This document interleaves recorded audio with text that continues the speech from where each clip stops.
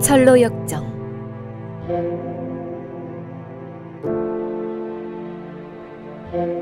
제3장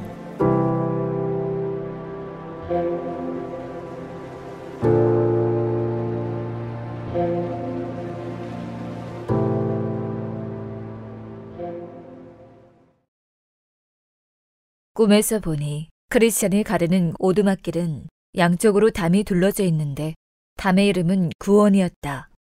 크리스찬은 등에 진 짐 때문에 그 길을 달려오르는 일이 힘이 겨웠다. 크리스찬은 마침내 가파른 언덕에 이르렀는데 그곳에는 십자가가 서 있고 십자가 아래쪽에는 무덤 하나가 있었다. 꿈에서 보니 크리스찬이 십자가 앞에 도착하자마자 놀랍게도 어깨의 끈이 느슨해지더니 등에서 짐이 떨어져 나갔다. 크리스찬의 어깨에서 벗어진 짐은 계속해서 굴러 떨어지더니 무덤 안으로 들어가 더 이상 보이지 않게 되었다. 몸도 마음도 가벼워진 크리스찬은 기쁨에 겨워 흥얼거렸다. 주님이 고난을 받으사 내게 쉼을 주시고 죽으심으로 내게 생명을 주셨구나. 그는 한동안 가만히 서서 감격한 표정으로 십자가를 바라보았다. 십자가를 바라보기만 했는데도 무거운 짐이 완전히 벗겨져 나갔다는 사실이 놀랍기만 했다. 십자가를 하염없이 바라보던 그의 두 눈에서 눈물이 흘러 뺨을 적셨다. 크리스찬이 흐느끼고 있을 때 빛나는 새 천사가 다가와 평안할지어다 라고 그에게 인사를 건넸다. 그들 가운데 첫 번째 천사가 말했다. 당신의 죄가 사해졌습니다. 그러자 두 번째 천사가 크리스찬의 누더기 옷을 벗기고 새 옷으로 갈아입혀 주었다. 마지막으로 세 번째 천사가 크리스찬의 이마에 표시를 하고 봉인된 두루마리 하나를 건넸다. 그는 순례의 길을 가는 동안 두루마리를 읽고 천국 문에 다다르면 그것을 증표로 내밀라고 알려주었다. 그 말을 남기고 새 천사는 호련히 사라졌다. 크리스찬은 너무 기뻐서 세 번씩이나 펄쩍 뛰었고 노래를 부르며 힘을 내어 다시 길을 떠났다. 나는 지금까지 죄를 짊어지고 다녔네. 한순간도 슬픔에서 벗어날 수 없었네. 이곳에 올 때까지는 그랬지. 여기는 얼마나 좋은 곳인가. 여기서 내 행복이 시작되는구나. 여기서 내 등의 침이 벗겨지는구나. 여기서 나를 옮아매던 사슬이 끊어지는구나. 복된 십자가요. 복된 무덤이요. 날 위해 수치를 당하신 분을 찬양하네. 꿈에서 보니 길을 가던 크리스찬은 어느 산기슭에 이르렀다. 그곳에서 그는 족쇄를 찬 채 길가에 곤히 잠든 세 남자를 발견했다. 세 사람의 이름은 각각 단순, 나태, 거만이었다. 크리스찬은 잠에 빠진 그들을 깨우려고 큰 소리로 외쳤다. 지금 여러분은 돛대 위에 자고 있는 거나 다름없습니다. 아래는 끝을 알 수 없는 죽은 바다가 넘실거리고 있고요. 그러니 어서 일어나 떠나세요. 그렇게 하겠다면 제가 족쇄를 풀어드리겠습니다. 크리스찬은 계속해서 말했다. 우는 사자같이 두루 다니는 자가 오면 분명히 그 무시무시한 이빨로 여러분을 갈기갈기 찢어버릴 겁니다. 하지만 그들은 크리스찬을 힐끗 쳐다보더니 퉁명스럽게 대꾸했다. 위험하긴 뭐가 위험하다는 거요? 아휴, 허튼 소리. 나는 잠이라도 자야겠어. 내가 알아서 할 테니 신경 쓰지 마시오. 세 사람은 그렇게 말하고는 다시 누워서 잠이 들었고 크리스찬은 할 수 없이 다시 길을 떠났다. 하지만 크리스찬은 위험에 처한 세 사람이 자신의 호의를 무시한 걸 생각할수록 기분이 좋지 않았다. 크리스찬은 족쇄를 차고 잠에 빠져 아무것도 할 수 없는 그들에게 위험을 알려주려고 했다. 하지만 그들은 어떻게 그토록 무례하게 굴 수 있단 말인가. 그는 불편한 마음으로 길을 걷다. 좁은 길의 왼쪽 담을 넘어오는 두 사람을 보았다. 그들은 크리스찬을 향해 가까이 다가왔다. 한 사람의 이름은 허레였고 다른 사람의 이름은 위선이었다. 크리스찬이 두 사람에게 말을 걸었다. 이봐요, 어디서 와서 어디로 가시는 길입니까? 우리는 허영이란 땅에서 태어났는데 시온산에 가면 영예를 얻고 칭송받을 수 있다기에 가는 길이요. 그런데 왜 이 길 입구에 있는 문으로 들어오지 않았습니까? 문을 통하여 양의 우리에 들어가지 아니하고 다른 데로 넘어가는 자는 절도며 강도요라는 말씀을 모르시나요? 허레아 의사는 자기 동네 사람들은 좁은 문의 입구가 꽤 멀리 떨어져 있기 때문에 대개 이렇게 담을 넘어 들어온다고 말했다. 하지만 그건 지금 우리가 찾아가고 있는 성의 주인이 말씀하신 뜻을 거스르는 짓입니다. 허레아 의사는 자신들은 관습대로 한 것이니 신경 쓰지 말라고 타박했다. 그리고 필요하다면 이것이 1000년 넘게 이어져 온 관습임을 증명해 보일 수 있다고 큰소리쳤다. 하지만 그 관습이 하늘의 법정에서도 인정받을 수 있을까요? 허레아 의사는 1000년이 넘게 유지되어 온 관습이니 공정한 재판관이라면 당연히 인정할 거라고 장담했다. 게다가 우리가 이미 이 길에 들어와 있는데 어떻게 해서 들어왔는지가 뭐가 중요한가요? 이러나 저러나 우리는 다 이 길로 들어왔습니다. 보아하니 당신은 좁은 문으로 들어왔나 본데 그리러 온 당신이나 담을 넘어온 우리나 똑같이 이 길 위에 있지 않나요? 도대체 나는 무슨 차이가 있는지 모르겠군요. 저는 하나님의 법대로 가고 있지만 당신들은 자기 마음대로 가고 있습니다. 이 길의 주인께 당신들은 이미 강도들입니다. 당신들이 설령 이 길을 끝까지 간다 해도 의인으로 인정받을지 의심스럽군요.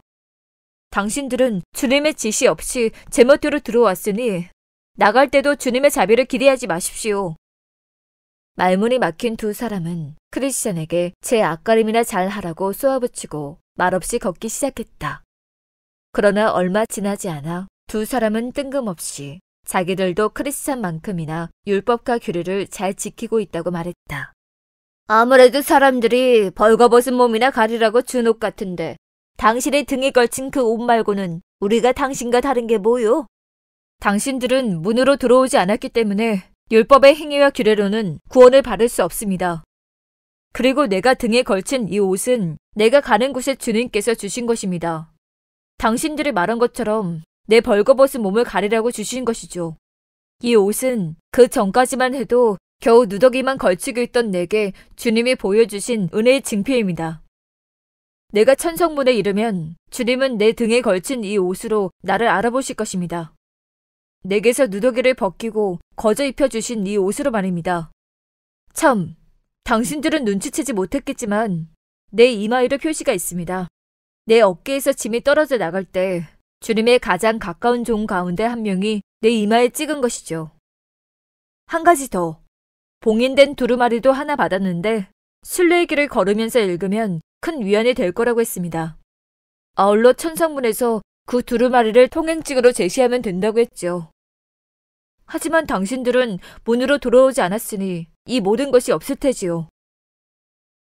허레와 위사는 아무런 대꾸도 할 수 없었기에 크리스찬을 조롱하듯 서로 쳐다보며 웃어댈 뿐이었다. 그들은 다시 걷기 시작했고 크리스찬이 그들보다 조금 앞서 걸어갔다. 크리스찬은 더 이상 그들과 말을 나누지 않았고 때로는 한숨을 내쉬며 때로는 깊은 위안 속에서 걸어갔다. 또한 틈만 나면 빛나는 사람이 준 두루마리를 꺼내 읽으며 새로운 힘을 얻었다. 내가 보니 그들은 곤고의 산 기슭에 이르렀는데 그곳에는 샘 하나가 흐르고 있었다. 또한 그곳에는 좁은 문에서부터 이어진 길 외에 다른 두 길이 더 있었다. 두 길은 각각 산의 왼편과 오른편으로 굽어 있었다. 반면 좁은 길은 산 위로 곧장 이어져 있었다. 산비탈로 올라가는 이 길의 이름은 고난이었다. 크리스찬은 샘으로 가서 목을 실컷 축인 뒤에 이렇게 노래하며 산을 오르기 시작했다. 산이 아무리 높아도 기어코 오르고 말리라. 아무리 험난해도 포기하지 않으리라. 생명으로 가는 길이 여기에 있기 때문이지. 자, 힘을 내자. 나약해지지 말자. 두려워하지 말자. 편하지만 화로 이어지는 그릇된 길보다 아무리 힘들어도 옳은 길로 가는 편이 낫다네. 다른 두 사람도 산기슭에 이르렀다. 하지만 산으로 곧장 이어진 높고 가파른 길 외에 다른 두 길이 있음을 본 두 사람은 이 두 길로 가도 결국 크리스찬과 산 너머에서 만나게 될 것이라고 판단했다. 그리하여 두 사람은 곁길로 가기로 마음을 먹었다. 그 길 가운데 하나의 이름은 위험이었고 다른 길의 이름은 멸망이었다. 두 가지 길 가운데 위험이란 길로 간 사람은 빽빽한 숲을 만나 길을 잃고 말았다. 또 멸망이란 길로 간 사람은 어두운 산들이 곳곳에 솟아있는 광활한 벌판에 이르렀는데 그만 심하게 넘어져 더 이상 일어서지 못했다. 이번에는 크리스천을 보니 산을 오르고 있었다. 산이 워낙 가팔라서 처음에는 뛰어서 오르다가 이내 지쳐 걷더니 나중에는 손과 무릎으로 겨우 기어가기 시작했다. 산 중턱쯤 이르렀을 때 산의 주인이 지친 여행객들의 쉼을 위해 만든 아늑한 정자가 나타났다. 크리스천은 그곳에 이르자마자 자리에 앉아 휴식을 취했다. 잠시 뒤 그는 폼에서 두루마리를 꺼내 읽으며 위안을 얻었다. 그는 또 십자가 앞에서 받은 옷을 자세히 살펴보며 힘을 얻었다. 그렇게 편안한 쉼을 누리던 그는 이내 깊은 잠에 빠져들었다. 잠을 자다 보니 어느새 거의 한밤중이 되었고 자는 동안 손에서 두루마리를 떨어뜨리고 말았다. 그때 누군가 나타나 잠자던 그에게 소리쳤다. 게으른 자여, 개미에게 가서 그가 하는 것을 보고 지혜를 얻으라.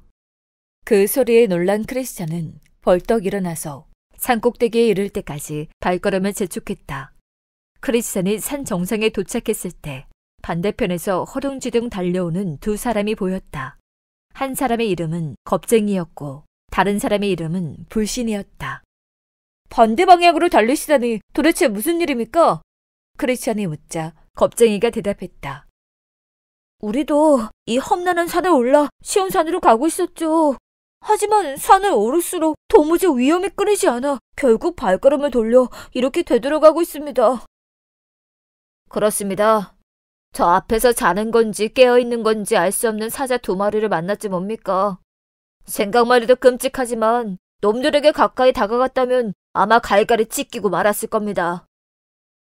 당신들의 말을 듣고 보니 너무 두렵군요. 하지만 어디로 간들 안전할까요? 지금 당장 고향으로 되돌아간다 해도 기다리는 것은 유황불 뿐입니다. 하지만 이 길로 가서 천성에만 이른다면 그곳은 반드시 안전할 겁니다. 그러니 저는 모험을 하겠습니다. 돌아가 봐야 저를 기다리는 건 죽음뿐이니까요. 이 길로 계속 가는 것도 두렵지만 그 너머에는 영생이 있지 않습니까? 저는 앞으로 가겠습니다. 그리하여 불신과 겁쟁이는 산을 내려갔고 크리스천은 가던 길로 계속 갔다. 하지만 곧 불신과 겁쟁이에게 들었던 말이 다시 생각난 크리스천은 위로를 얻기 위해 품을 더듬거렸다. 이럴 수가. 두루마리가 손에 잡히질 않았다. 크리스천은 크게 놀라 어쩔 줄 몰랐다. 늘 마음을 위로해 줄 뿐 아니라 천성의 통행권이 되어줄 두루마리가 없어졌으니 실로 큰일이었다. 크리스천은 당황해서 허둥대기 시작했다. 그러다 문득 산 중턱에 있던 정자에서 깜빡 잠이 들었던 일이 생각났다. 크리스천은 곧바로 무릎을 꿇고 어리석은 행동을 한 자신을 용서해달라고 하나님께 간청했다. 그러고 나서 일어나 두루마리를 찾기 위해 길을 되돌아갔다. 돌아가는 내내 마음은 한없이 무겁기만 했다. 크리스천은 한숨을 쉬기도 했고 눈물을 흘리기도 했다. 잠깐 쉬려고 있는 곳에서 늘어지게 자버린 자신의 어리석음을 수없이 자책하며 서둘러 산을 내려갔다. 혹시 길에 두루마리가 떨어져 있을지 몰라 돌아가는 내내 주변을 유심히 살폈다. 여행길 내내 자신에게 위안을 주었던 두루마리를 반드시 찾아야만 했다. 마침내 크리스천의 눈앞에 그가 잠들었던 정자가 보였다. 하지만 정자를 보니 어리석게 잠이 든 자신에 대한 자책감이 더욱 밀려와 탄식이 터져나왔다.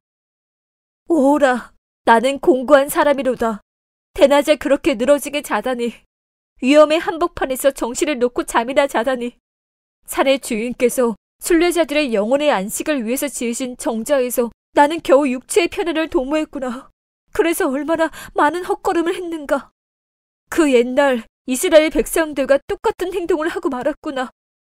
죄 때문에 홍해길을 따라 멀리 돌아간 그들과 다를 바가 없구나. 이렇게 어리석게 잠에 빠지지 않았다면 지금쯤 훨씬 더 멀리까지 갈 수 있었을 텐데 기쁘게 갈 수 있는 길을 이토록 괴롭게 가는구나. 한 번만 가도 될 길을 3번씩이나 가게 되었구나. 낮을 거의 다 허비했으니 곧 밤이 오겠지. 아, 그때 잠들지만 않았다면 얼마나 좋았을까.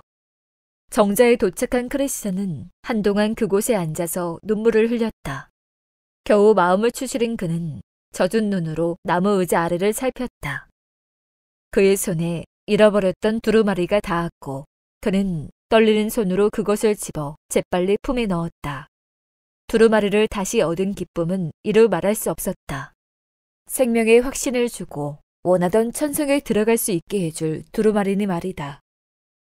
크리스찬은 두루마리를 다시 찾게 해주신 하나님께 감사의 기도를 올리고 나서 기쁨과 슬픔이 교차하는 가운데 다시 여행길에 올랐다. 이번에는 신속하게 남은 산을 올랐다. 하지만 정상에 도착하기도 전에 해가 뉘엿뉘엿 지기 시작하자 잠으로 시간을 허비한 것이 생각나 다시 자책하기 시작했다. 아, 이 어리석은 게으른 자여. 결국 어려운 밤길을 걷게 생겼구나. 어리석게도 잠에 빠진 탓에 살아온 짐승들의 소름 끼치는 울음소리를 들으며 얼음 속을 헤쳐가게 생겼구나. 불신과 겁쟁이가 들려주던 무시무시한 사자 이야기도 떠올랐다.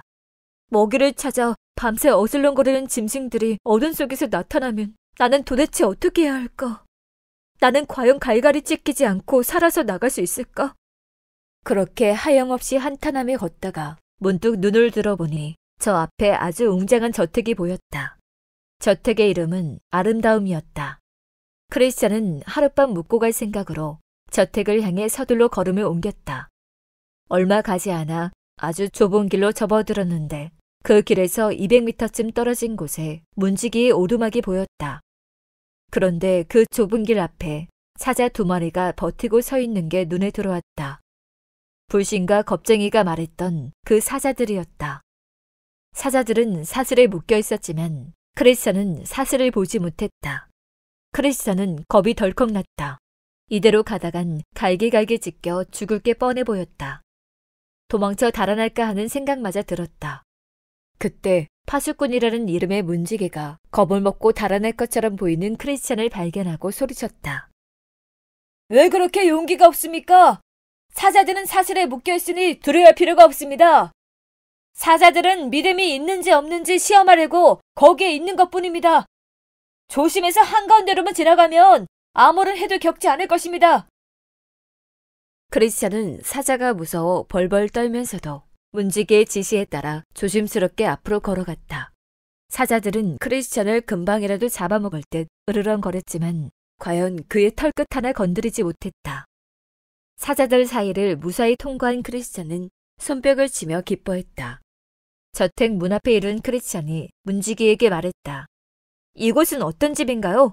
혹시 여기서 하룻밤 묵어도 되겠습니까? 그러자 문지기가 대답했다.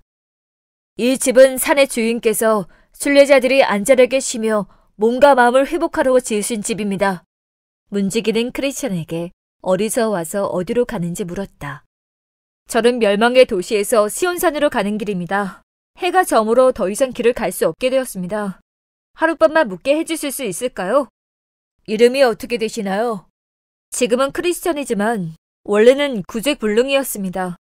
하나님의 샘의 장막에 거하게 하신 야벳의 후손이죠.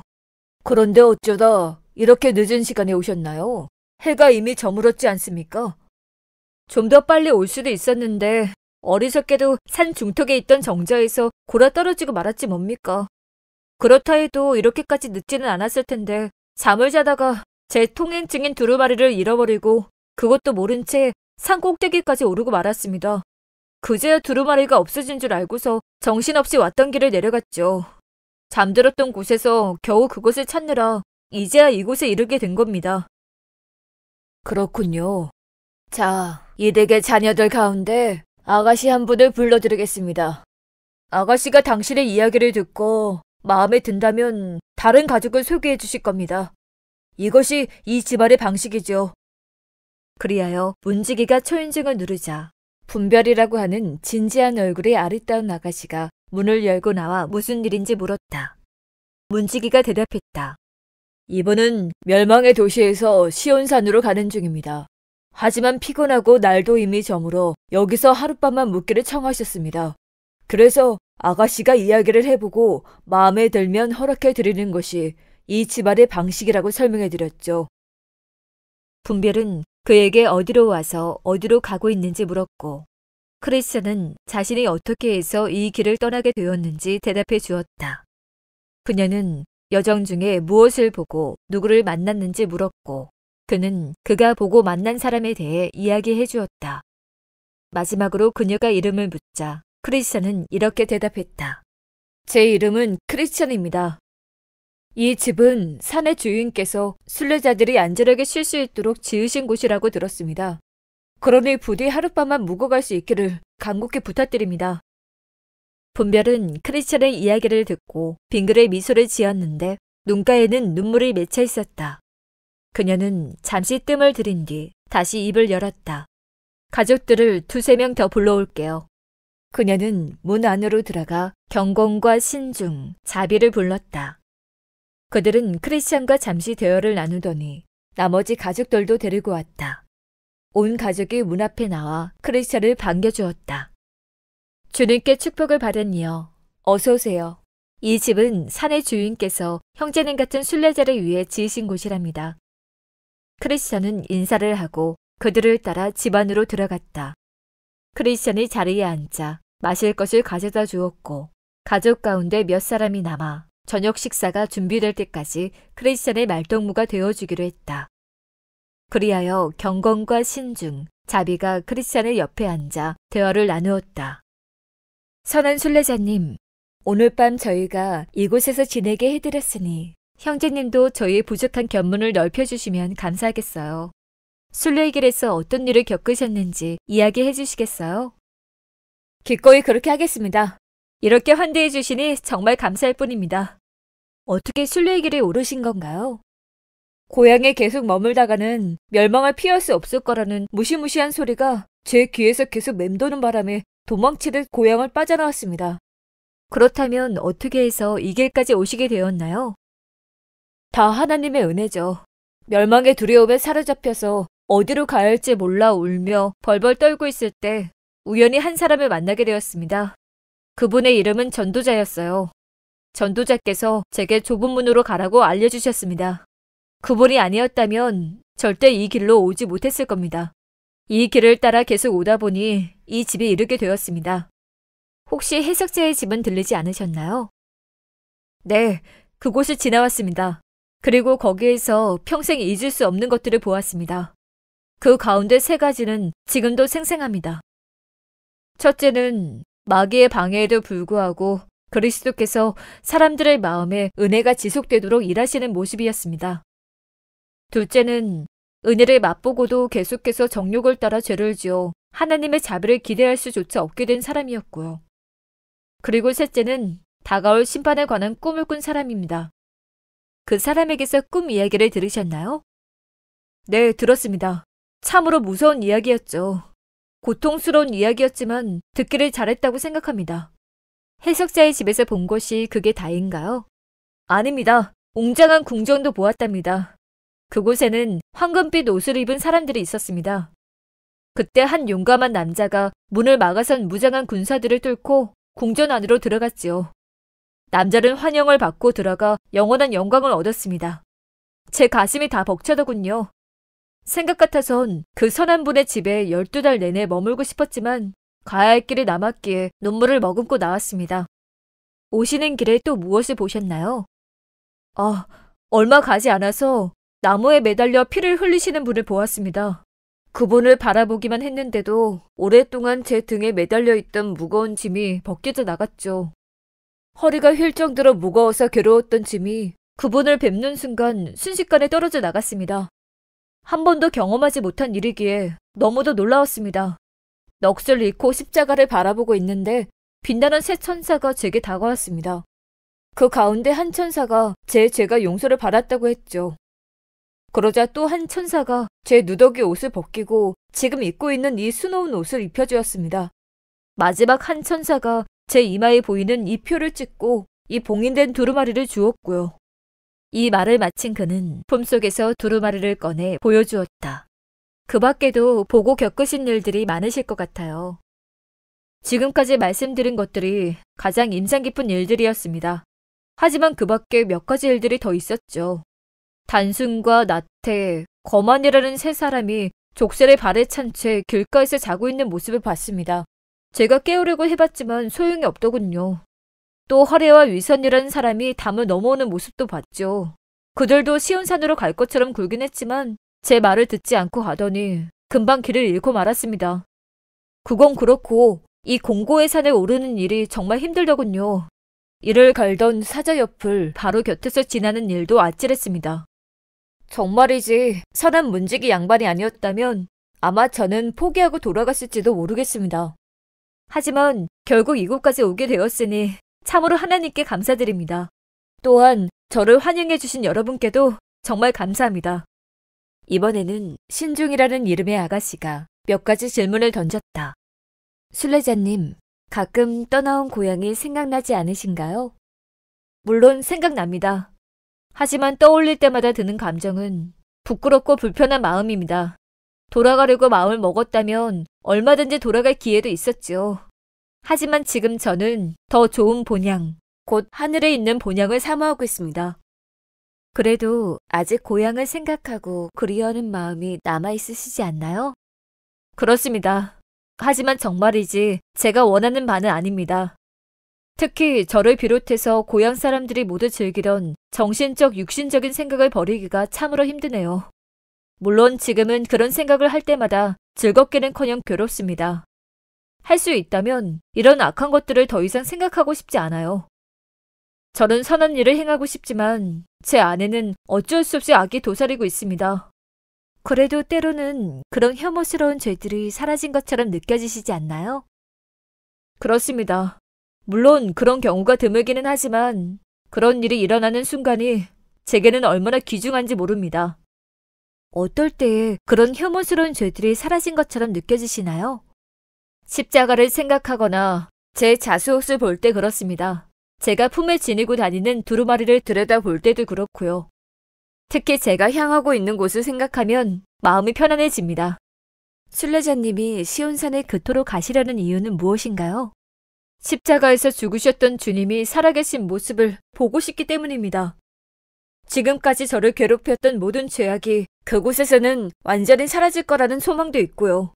그곳에는 죽음이 없다고 하더군요. 그리고 그곳에서는 제가 사랑하는 사람들과 영원히 함께 살 수 있다고 합니다. 저는 제 짐을 벗겨주신 그분을 진심으로 사랑합니다. 그곳에 가면 제 안의 이 지긋한 악에서 벗어날 수 있을 것입니다. 죽음이 없는 그곳에서 사랑하는 이들과 함께 거룩하다, 거룩하다, 거룩하다 라고 영원토록 찬송할 순간이 너무도 기다려지는군요. 이번에는 자베라는 아가씨가 크리스천에게 말을 걸었다. 순례자님, 가족은 있으신가요? 결혼은 하셨어요? 네, 아내와 어린 네 자녀가 있습니다. 그렇다면 왜 함께 오시지 않았나요? 얼마나 같이 오고 싶었는지요. 하지만 다들 저의 순례길을 결사적으로 반대했죠. 그렇다 해도 그곳에 닥칠 위험을 정확히 알려주셨어야 하는 것이 아닌가요? 물론 그렇게 했습니다. 하나님이 제게 우리 도시의 멸망을 보여주셨다고 분명히 말했습니다. 하지만 제 말을 끝까지 실없는 소리로 알고 믿지 않더군요. 하나님께 가족의 마음을 움직여달라고 기도하셨나요? 그럼요. 간절히 기도했습니다. 제게는 세상 누구보다도 소중한 아내와 자녀니까요. 다가올 심판으로 인해 순례자님이 느낀 슬픔과 두려움을 전하셨나요? 순례자님의 눈에는 다가올 멸망이 분명히 보이셨을 테니 말이에요. 물론이죠. 수도 없이 제가 느끼는 두려움을 표현했습니다. 제 어두운 표정과 눈물, 떨리는 몸을 통해 언제 닥칠지 모르는 심판에 대한 두려움과 걱정이 분명 전해졌을 것입니다. 하지만 그래도 소용이 없더군요. 그들은 도무지 저와 함께 갈 생각을 하지 않았어요. 도대체 그들은 왜 순례자님을 따라 나서지 않았을까요? 아내는 이 세상의 쾌락을 놓칠까봐 두려워했고 아이들은 아이들대로 젊은 날의 어리석은 쾌락에 빠져 있었죠. 그래서 결국 저만 홀로 길을 떠나게 된 것입니다. 혹시 순례자님의 삶이 일그러져 있던 것은 아닌가요? 그래서 가족들이 순례자님의 말을 신뢰하지 못한 것은요? 네, 알고 있습니다. 제 행실이 바르지 못하면 제가 하는 어떤 말도 아무런 소용이 없다는 것을요. 제가 모든 면에 바르게 살았다고는 말하지 못하겠습니다. 많은 잘못을 저질렀죠. 하지만 이것만큼은 양심의 거리낌 없이 말씀드릴 수 있어요. 신뢰의 반감을 가지게 할 만한 그 어떤 그릇된 행동도 하지 않으려고 무척이나 조심했다고 말입니다. 그런데 가족들은 도리어 제가 너무 유난을 떤다고 하더군요. 남들도 다 짓는 죄를 저 혼자 꺼리며 고생한 성인 군자처럼 군다고 말입니다.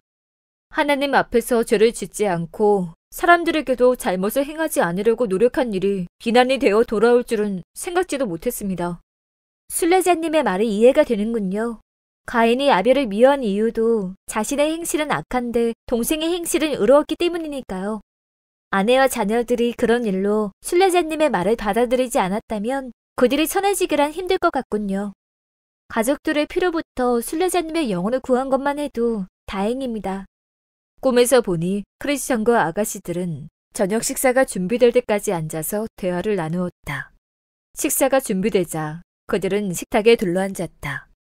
식탁에는 기름진 음식과 잘 빚어진 포도주가 차려져 있었고 그들은 저녁을 먹는 내내 이 산의 주인에 관해 이야기했다. 그분이 행하신 일들과 그분이 아름다운 저택을 지으신 이유들에 대한 이야기였다. 가만히 들어보니 그분은 죽음의 권세를 지닌 자와 싸워 그를 영원히 멸망시킨 위대한 전사였다. 나는 주님이 그 큰 위험을 무릅쓰면서까지 그와 싸워 이기셨다는 사실에 그분을 더욱 사랑하지 않을 수 없었다. 그들은 주님이 엄청나게 많은 피를 흘리셨다고 말했다. 하나님 나라를 향한 순수한 사랑으로 그렇게 목숨을 거셨으니 이 얼마나 위대하신 분인가. 그리고 그들 가족 가운데 몇 사람은 주님이 십자가에서 죽으신 뒤에도 만나 이야기를 나누었는데 그분은 가엾은 순례자들을 깊이 사랑하신다고 했다. 그들은 주님과 같은 분은 온 세상에 다시 없을 것이라고 말했다. 그들은 주님이 불쌍한 자들을 구하기 위해 버리신 영광이 그 사랑의 증거라고 말했다. 또한 그들의 증언에 따르면 그분은 홀로 시온산에서 편하게 지내지 않겠다고 하셨으며 거름더미에서 살던 가난한 순례자들을 영광스러운 왕자처럼 대우해 주시겠다는 말씀까지 직접 들려주셨다고 했다. 밤 늦게까지 대화를 나눈 그들은 하나님께서 보호해 주시길 기도드린 뒤 각자의 방으로 돌아갔다. 그들은 크리스천에게 해 뜨는 쪽으로 창문이 나 있는 2층의 큰 방을 내주었다. 방의 이름은 평화였다. 그 방에서 동이 틀 때까지 푹 잔 크리스천은 잠에서 깨어 이렇게 노래했다. 내가 지금 있는 이곳은 어디인가?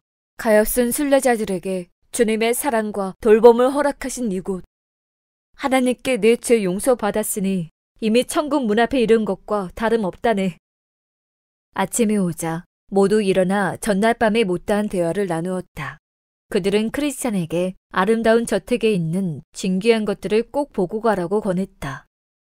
먼저 그들은 크리스찬을 서재로 데려가 아주 오래된 기록들을 보여주었다. 내 기억이 맞다면 그들이 처음 보여준 기록은 이 산 주인의 족보였다. 그 족보에 따르면 산의 주인은 옛적부터 계셨고 영원토록 항상 계신 분의 아들이라고 했다. 이 외에도 그 족보에는 그분의 행적과 더불어 그분이 사역을 맡기신 수많은 종의 이름이 적혀 있었고 그들을 세월이나 그 어떤 자연 현상에도 영향을 받지 않는 영원한 거처에 살게 하셨다고 기록되어 있었다. 그러고 난 다음에는 그분의 종들이 행한 훌륭한 일들에 대해 읽어주었다. 예를 들어 그들이 어떻게 여러 왕국을 정복하고 을을 이루며 약속의 성취를 거두었는지, 또 어떻게 사자의 입을 막고 맹렬한 불을 끄며 칼날을 피하고 약한 자에서 강한 자로 변하였는지, 또 어떻게 싸움에서 용사를 이기고 적군을 물리쳤는지에 대한 이야기였다. 계속해서 그들은 산의 주인에 관한 또 다른 기록을 읽어주었다. 기록에 따르면 그들의 주인은 누구든지 심지어 자신의 인격과 행적을 심하게 모독한 자들까지도 기꺼이 포용하시는 분이었다. 크리스천은 다른 유명한 일들에 관한 기록도 훑어보았다. 그 가운데는 오래전의 일도 있고 최근의 일도 있었으며 성취된 예언들도 기록되어 있었다. 이 모든 기록들이 적들에게는 두려움과 놀라움을 일으키지만 동시에 순례자들에게는 위로와 용기가 되었다. 다음 날 그들은 크리스천을 무기고로 데려가 주님이 순례자들을 위해 마련해 두신 검, 방패, 투구, 호심경, 모든 기도, 헤어지지 않는 전투화와 같은 온갖 전투 장비를 보여주었다. 무기고에는 주님을 섬기는 사람이 하늘의 별처럼 많다고 해도 다 무장시킬 수 있을 만큼 많은 무기들이 있었다. 그들은 주님의 종들이 놀라운 일을 행할 때 사용했던 여러 병기도 보여주었다. 예를 들어 모세의 지팡이, 야엘이 시스라를 죽일 때 사용했던 방망이와 말뚝, 기드온이 미디온 군대를 물리칠 때 사용했던 항아리와 나팔, 횃불이 있었다. 삼갈이 블레셋 사람 600명을 죽일 때 사용했던 소 모는 막대기, 삼손이 전쟁에서 엄청난 공적을 세울 때 사용했던 나귀턱뼈, 다윗이 가드 사람 골리앗을 죽일 때 사용했던 몰매와 돌, 주님이 죄인을 심판하실 때 사용하실 검도 보였다. 그 외에도 크리스천이 보고 기뻐할 만한 훌륭한 무기가 많았다. 날이 저물도록 한참 동안이나 무기 구경을 마친 그들은 다시 잠자리에 들었다. 내가 꿈에서 보니 다음 날 아침 크리스천은 길 떠날 채비를 했다. 하지만 그 집의 사람들은 하룻밤을 더 묵기를 청하며 이렇게 말했다. 내일 날씨가 좋으면 기쁜 산맥을 보여드리겠습니다. 그 산은 이곳보다 시온산에 더 가깝기 때문에 훨씬 더 큰 위안을 받을 거라고 했다. 크리스천은 제안을 기꺼이 받아들이고 하루를 더 묵기로 했다. 아침이 밝자 그들은 크리스천을 아름다운 저택의 가장 높은 곳으로 데려가 남쪽을 바라보라고 말했다. 저 멀리에는 더없이 아름다운 산악지대가 펼쳐져 있었다. 울창한 숲과 포도원, 온갖 과일, 꽃, 샘과 강이 흐르는 모습이 보기만 해도 기분이 좋아졌다. 크리스천이 그 지역의 이름을 묻자 임마누엘의 땅이라는 대답이 돌아왔다. 이 산과 마찬가지로 저 땅도 모든 순례자에게 열려 있어요. 저곳에 이르면 천국의 문을 보실 수 있을 거예요. 그곳에 사는 목자들이 그 문을 보여줄 것입니다. 이제 정말 크리스천이 떠나려고 하자 그 집 사람들은 그의 뜻을 기꺼이 수긍하면서도 마지막 한 가지를 더 제안했다. 저희와 마지막으로 무기고에 한 번 더 들렸다 가세요. 무기고에서 그들은 길 위에서 어떤 공격을 당하더라도 끄떡없도록 머리끝에서 발끝까지 크리스천을 무장시켰다.